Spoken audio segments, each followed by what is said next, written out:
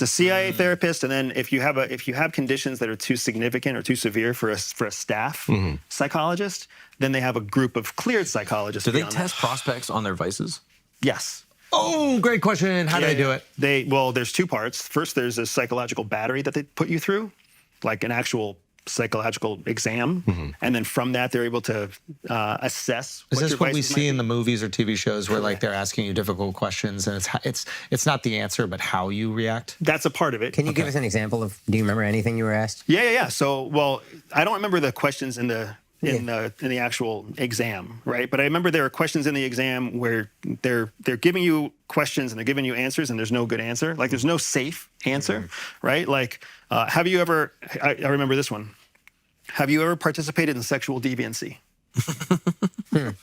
Like, yeah, that's a subjective experience. Like yes or no? Yeah.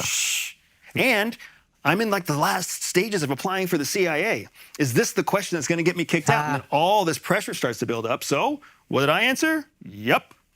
Right? Better to say yes than to say no. And then they find out you're lying. And then they find out that I'm lying. So I'm just going to say yes and hope for the best, right? Now, I was also able to say no to ever using any kind of controlled substance because I have never, and still to this day, even though I dream of the day that I get to, use some kind of controlled substance. Right.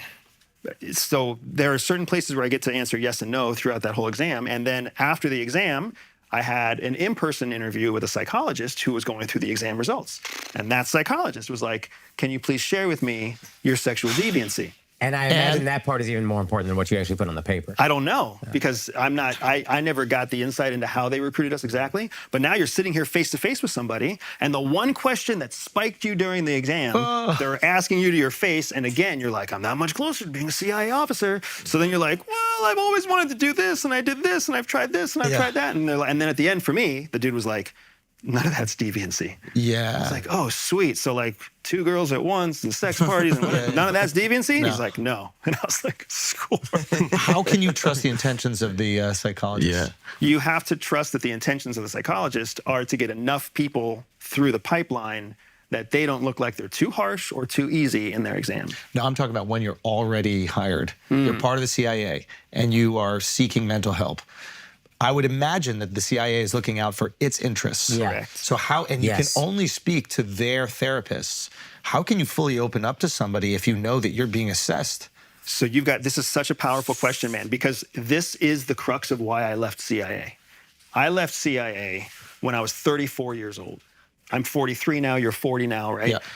When you're in your mid-30s, whatever you're doing, you're all in. Yeah. You're all in. Yep. Yeah. If you've got producers producing you, if you've got supervisors supervising you, if you've got whatever, you're like, everybody's in this together when they're all actually in it for self-preservation. So as a mid-30-year-old, it took the birth of my first child before I asked myself that exact question. It's like, oh shit, why do I think that this person's out for my best interest when they're just out for their own career? And I started to see that the process we were trained to get a foreigner to betray their country to give us secrets, that same process was our professional development 100%, process. 100%. But you knew this at an early age, I know. Well, I knew this at 34 only because of the birth of my son. But you knew it before. I mean, you're assessing people all the time, right? But you're assessing people through a state of conditioning where you've been brainwashed to believe you're the best of the best of the best. Right. Wow. You believe their propaganda, so to speak. Correct. You've Really? been assessed. You didn't see it at all? There was no signs of it where you were like, I'm a little skeptical? The signs are in hindsight, right? Because if Can you give me a sign? When you're in it. Sign? Yeah, when you're in it, you're in it. So a sign of a sign is like, when you're in it, for example, when you're in it, people are always promising you the next best assignment.